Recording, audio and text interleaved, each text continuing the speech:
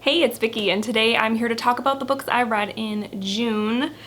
June was, like, number-wise, I feel like it was one of my stronger months. I read 9 things, but I feel also like a lot of the books were good, but a lot of like 3-star reads, though I did have a 5-star this month, which is super exciting because you guys know I've been kind of struggling to get 5-star reads this year.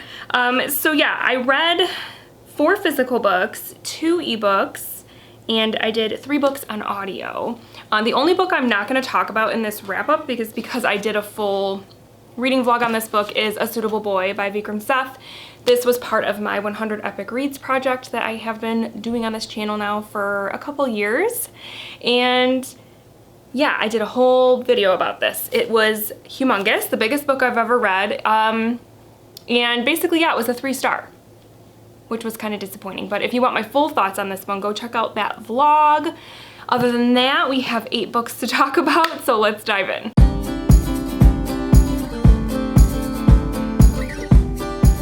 First book that I completed in June was one I listened to on audio. It was an anticipated 2023 release, and that is House of Cotton by Monica Brashears, and the audiobook narrator was Jeanette Illich. And House of Cotton is about a young woman named Magnolia who, in the very beginning of the book, she loses her grandmother who raised her, and she's sort of struggling with life. She's working at a gas station as a cashier, and she meets one night this man named Cotton who runs a funeral home and is offering her a position as a model. And you kind of get more information on that, like what exactly the modeling project job entails as the book progresses. And she agrees to it because he is offering her a pretty decent amount of money and she is struggling financially, so she does it. And this book I have sort of mixed feelings on, honestly. There were things about it I really liked, and then there were things about it that I didn't like. Things I liked, some of the horror scenes in here were done really well. I don't want to get into it too much because I don't want to spoil things for people that want to read this, but there is a visitor, we'll just say, that kind of pops up from time to time that Magnolia sees and talks to, and those scenes in particular were really good for me. Also, this touched on a lot of interesting themes because, like I said in the beginning of the book, Magnolia loses her grandmother, and so she's grieving during the book, and so that's a big theme. Magnolia is the sort of character who doesn't seem to have a lot of agency. Like, it sort of reminded me of was the main character in Lakewood, which was a book I read a couple years ago, and it was kind of the same vibe. Like, you have this main character, and it seems like all of these other people around her are controlling what she does, and are even controlling, like, the way that she decides to do things and why she decides to do things. You just feel like she's not really doing anything for herself, or that she's just sort of, like, going through the motions. So I don't know if that's really, like, necessarily a theme or, like, a character trait or whatever, but it's very prominent in this book because there were a lot of times when I was reading this that I was very frustrated with Magnolia because I just felt like, I don't know, I guess I just wasn't agreeing with some of the stuff that she was doing and some of the decisions that she was making or not making, and just sort of like allowing this stuff to go on. And I just wanted her to just be more assertive, I guess. I don't know. This also touched on things like trauma and poverty because, like I said, Magnolia is struggling financially, and the things that she is doing for money are tough. You know, it's a tough topic.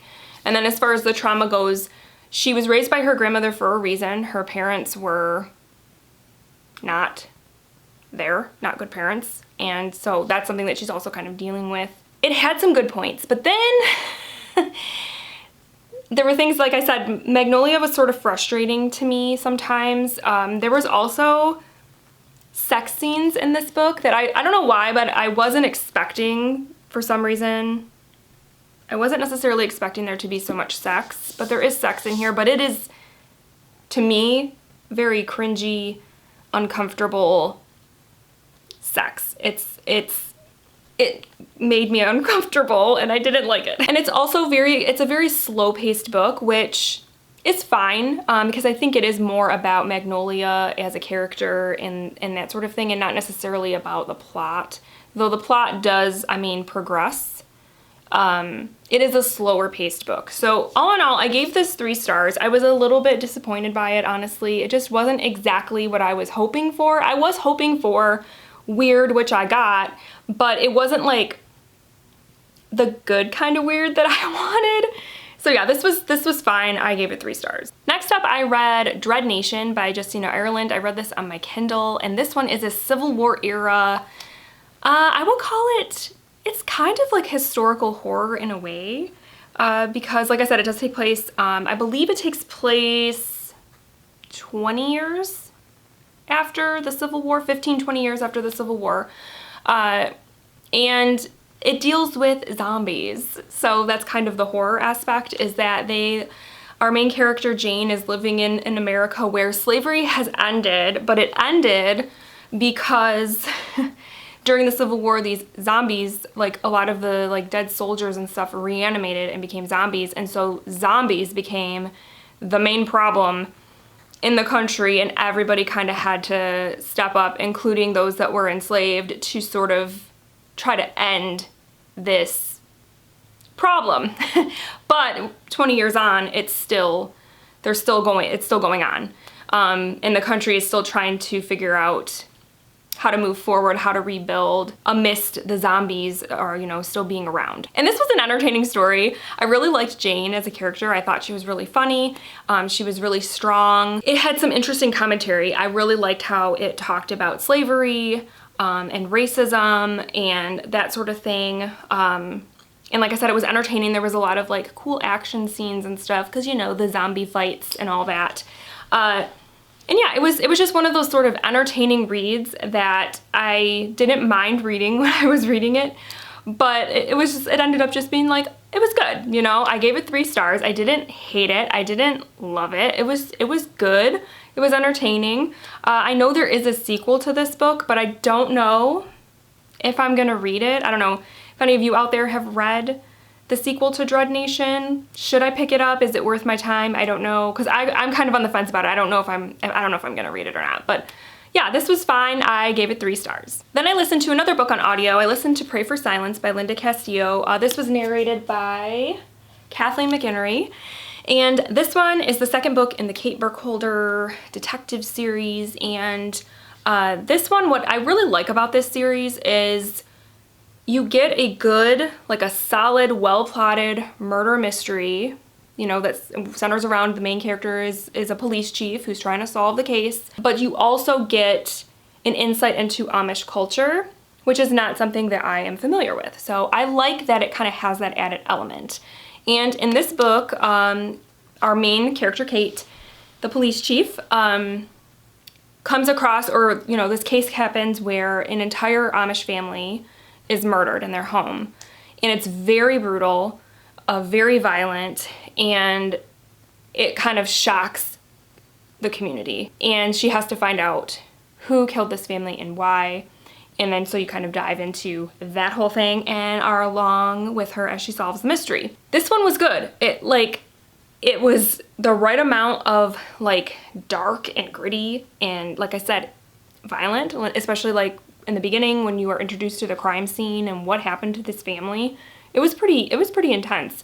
But I like how she kind of also shows you how much it affects Kate as a person, not just as a police chief, but like as a person, to come across such a horrible crime and how it affects her, despite it being her job and her having to really keep a level head as she tries to find out what happened.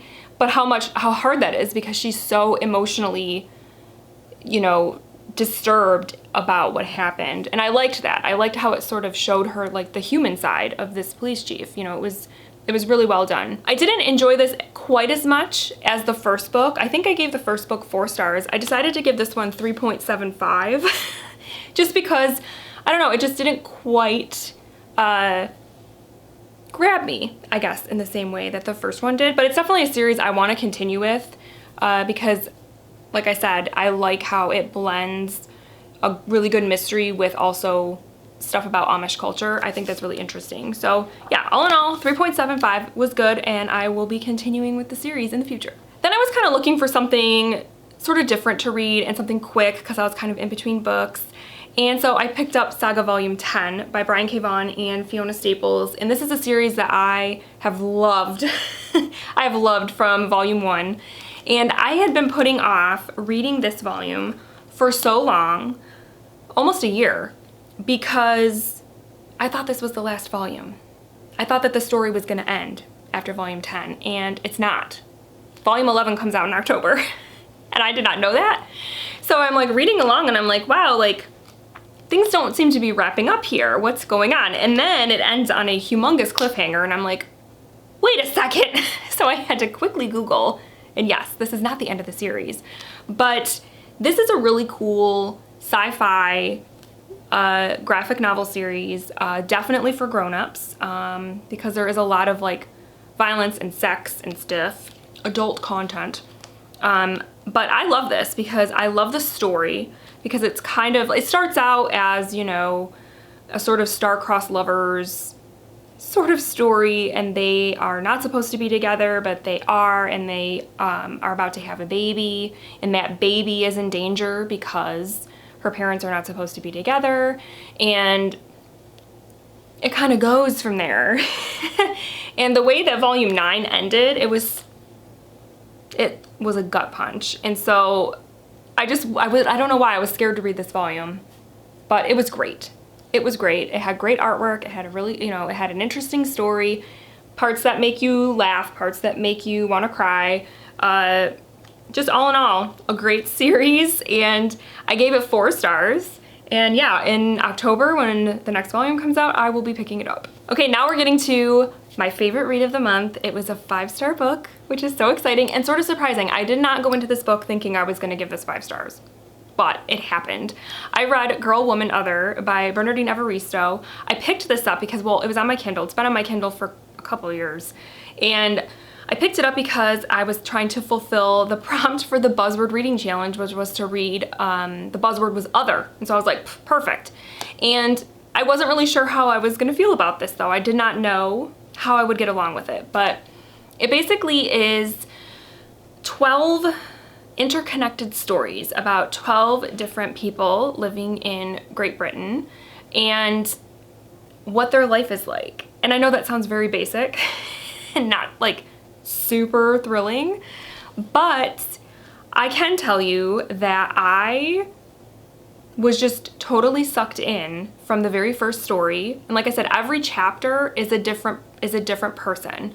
But part of the sort of fun of reading this was trying to figure out how they're related, how they were all connected to each other, because some of the connections were like really obvious. Like, you know, for example, like you read about someone and then like you read about their daughter, so you're like, okay, that's obvious. But some of them you kind of had to really like think, and or like that sort of connection wasn't revealed until later in their chapter, in their story. And so that was really cool. I really loved that aspect of this, and I really truly every single story I got completely sucked in, and I just kept reading, and I loved it. I absolutely loved it. I loved how they all live in the same place relatively, but they all have a very different story to tell.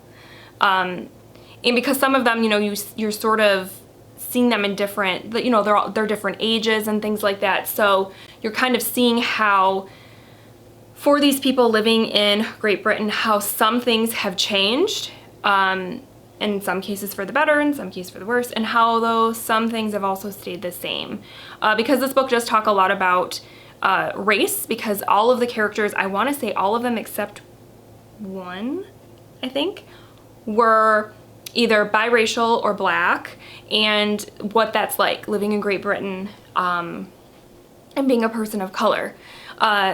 and also what it's like to be a woman. And so there's a lot of like intersectionality, because then you also have a lot of them that are also part of the LGBTQ plus community, and how that also factors into their just everyday life, their experience, the way that they are just existing in the world.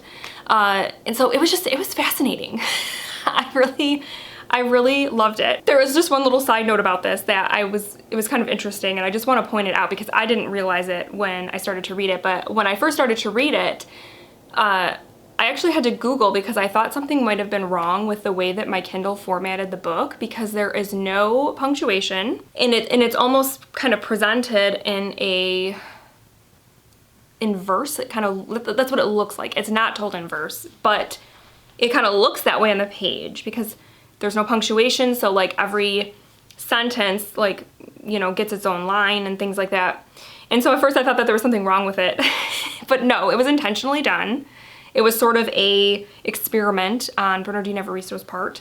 And I have to say, at first, the first maybe few pages was a little jarring, but then you know, I got used to it and it was fine and I loved it. So I loved this book and I can't recommend it enough. If you like interconnected stories and it sounds at all interesting to you, you should totally pick it up because it's great. Then I happened to go to my library because I had some things to return, and I came across this book. It was kind of like on the display for my library has like a little section of staff picks, like different people who work at the library recommend different books, and this was one of them. And this cover is so beautiful. It's one of my favorite covers of the year. And that's what drew me to it. Also, I've read from this author before, and so I kind of knew about this book, but not really. And then when I read the synopsis, I was like, yeah, I'm gonna check this out. And that is The Haunting of Alejandra by V. Castro. So there's probably a little bit of a glare, but this cover is stunning. I absolutely love it. In V. Castro, I read a novella by her a couple years ago called The Goddess of Filth, and I enjoyed it. It was good. And this one deals with a woman named Alejandra who is a mother of 3, and she's married to her husband Matthew, and they have recently moved from Texas to Pennsylvania, I want to say, and she's having a really hard time. She's dealing with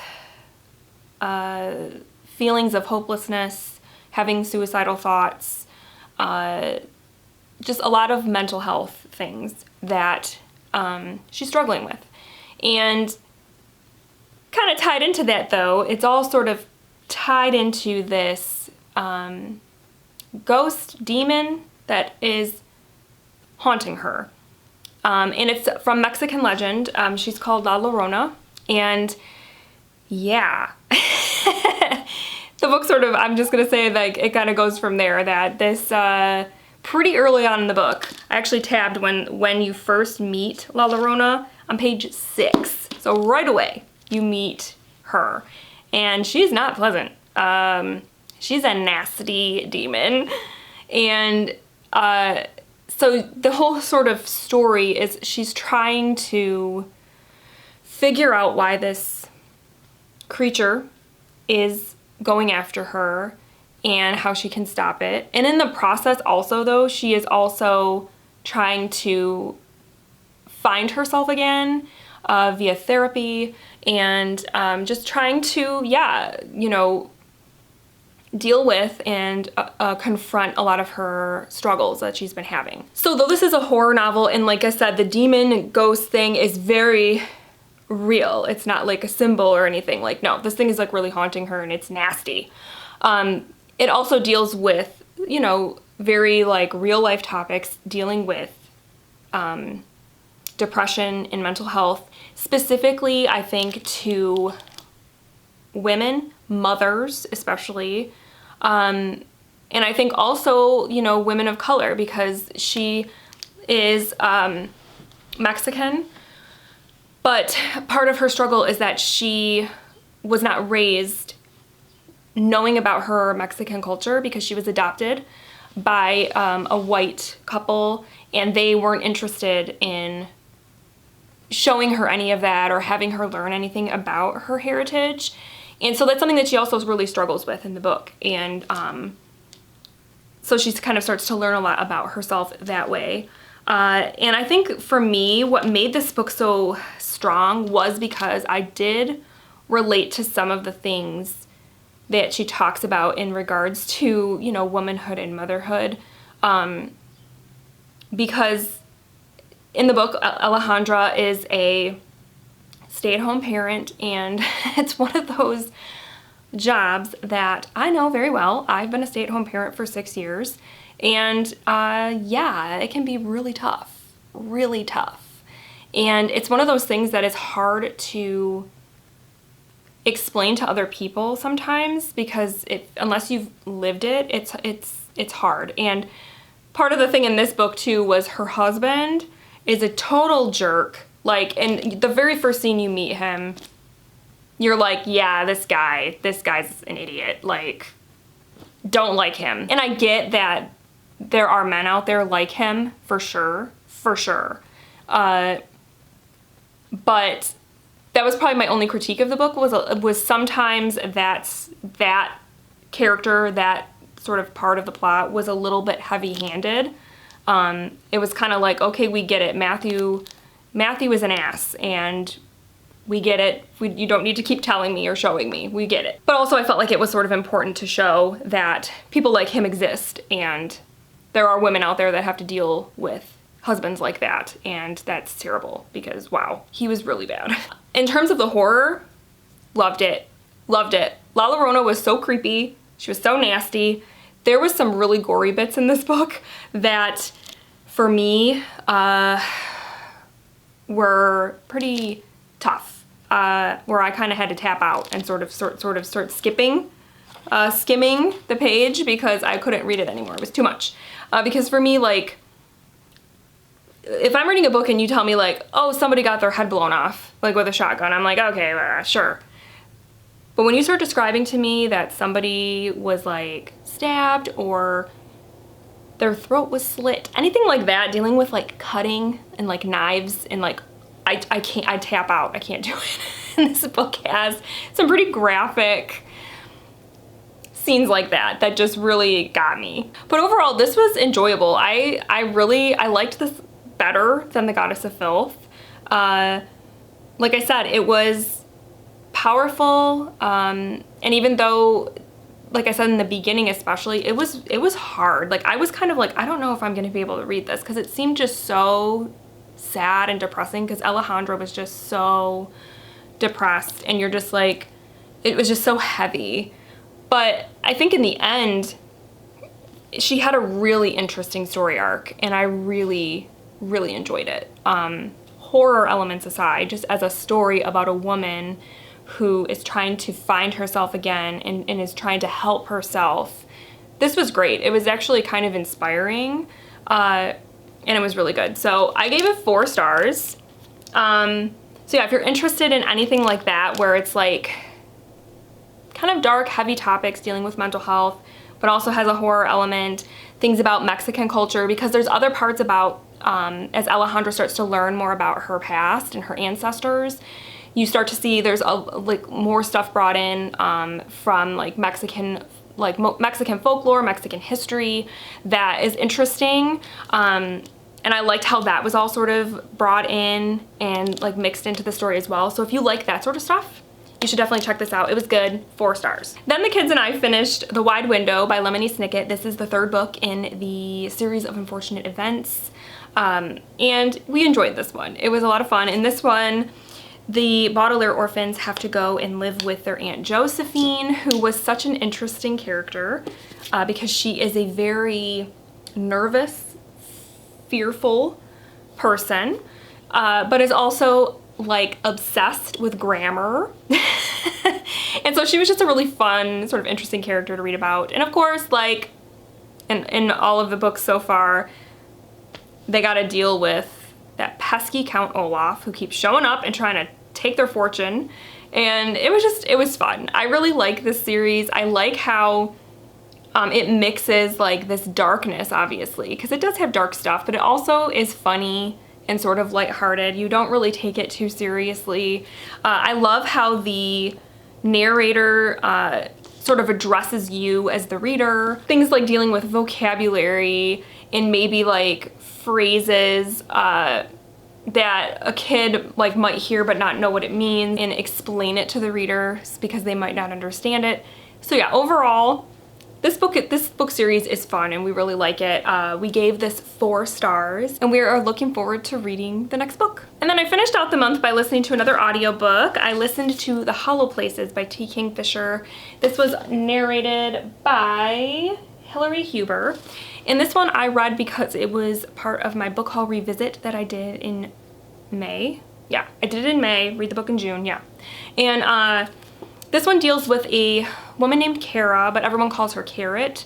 And she is recently divorced and she's living with her uncle in, oh my gosh, I can't remember where the town is. Is it South Carolina? North Carolina? North Carolina, there we go. He owns this museum slash curiosity shop and also lives there. And she, after going through her divorce, comes back home and is living with him and kind of helping him out. And one day she comes across this hole in the wall and it leads to another world, a parallel world.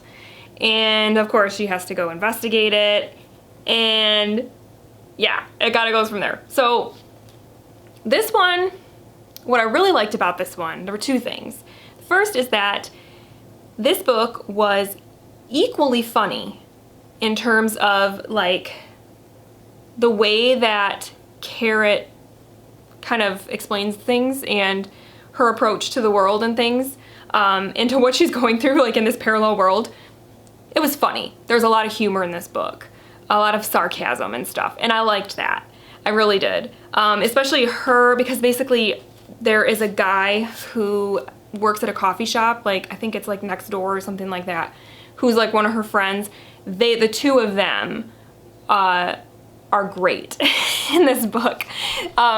Their like friendship was just super refreshing and fun, and I just loved it.